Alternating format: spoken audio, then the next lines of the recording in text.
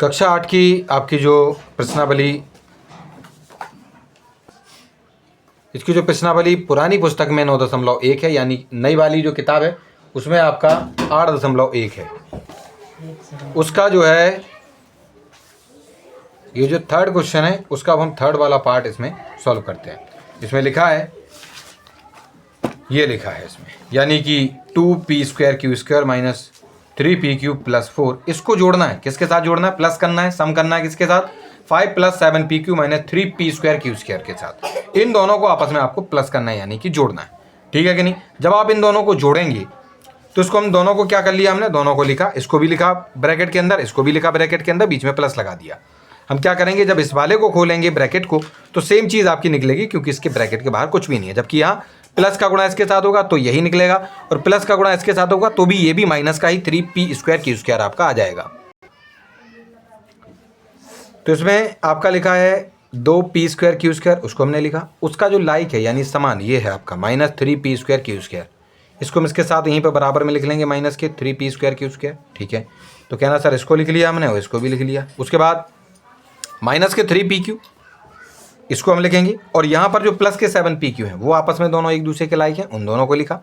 और उसके बाद 4 और 5 ये प्लस के जो थे उनको भी हमने यहाँ पे लिख लिया, यानी पहले हमने एक दूसरे के जो लाइक था उनको आपस में एक दूसरे के साथ लिख लिया है। उसके बाद यहाँ पर इन दोनों को देखेंगे तो आपस में इनको घटाना होगा, यानी कि 3 में से 2 को हम घटाएंगे, यानी माइनस करेंगे, सबट्रैक्ट करेंगे, तो आपका बचेगा माइनस का 1। और माइनस का 1 कभी नहीं लिखेंगे, हम केवल माइनस लिख देंगे और p² लिख देंगे, यानी कि आपका माइनस का 1 p² ही इसको कहा जाएगा।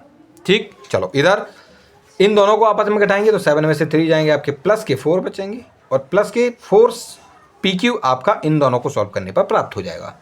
फिर 4 और 5 इन दोनों को जब आप प्लस करेंगे तो आपका जवाब होगा प्लस के 9।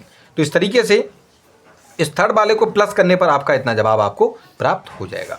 चलिए, उसके बाद आपका ये जो फोर्थ वाला क्वेश्चन है, इस फोर्थ वाले क्वेश्चन में लिखा हुआ है l² + m², उसको जोड़ना है, m² इसको जोड़ना है। चलो मैं इसको आपको जो है, इसमें तो नहीं है लेकिन मैं आपको इसमें हम इसको जोड़कर आपको इसमें बता देते हैं। चलिए, क्या क्या लिखा है, किस किस को किसके साथ जोड़ना है आपको? इसमें लिखा है l² + m², इसको जोड़ना है, किसके साथ जोड़ना है आपको? m² + n², m² + n², इसको भी ब्रैकेट में रखेंगे, plus n² + l², n² + l²। ठीक है, इनके ब्रैकेट खोलेंगे तो वही